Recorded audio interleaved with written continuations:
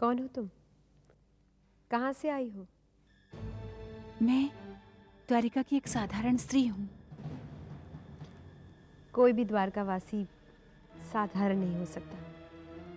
द्वारका में मेरे सखा कृष्ण रहते हैं। क्या चाहती हो?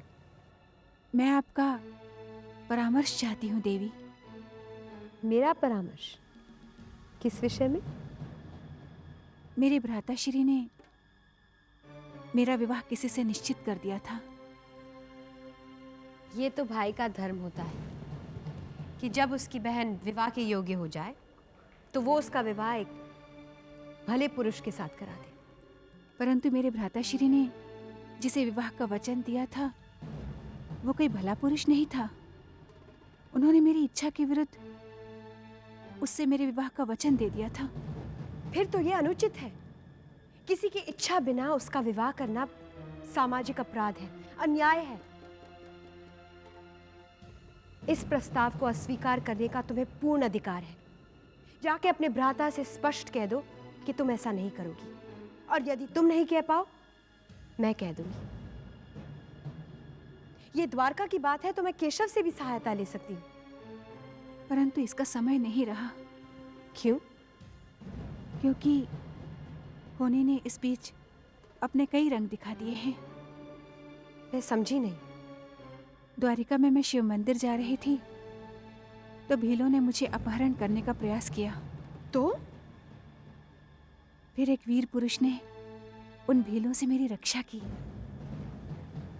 और तुमने उसके चरणों पर अपना हृदय हार दिया। हाँ देवी। और मन ही मन में उसे अपना पति स्वीकार कर लिया। हाँ देवी। तो समस्या क्या है?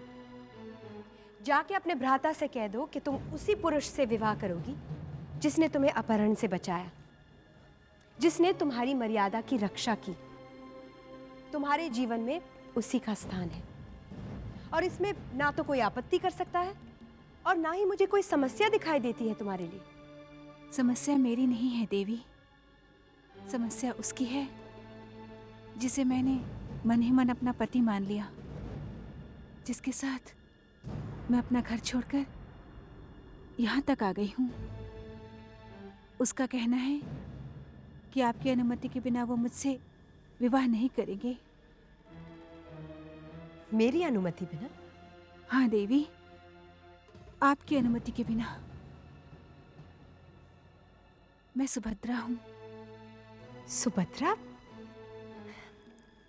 मेरे केशव की बहन?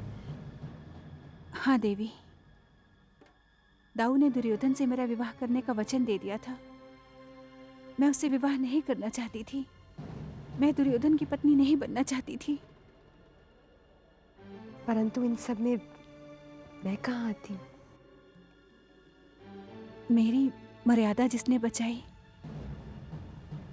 मैंने मन ही मन जिसको अपना पति मान लिया, वो और कोई नहीं, आप ही के पार्थ थे। अर्जुन।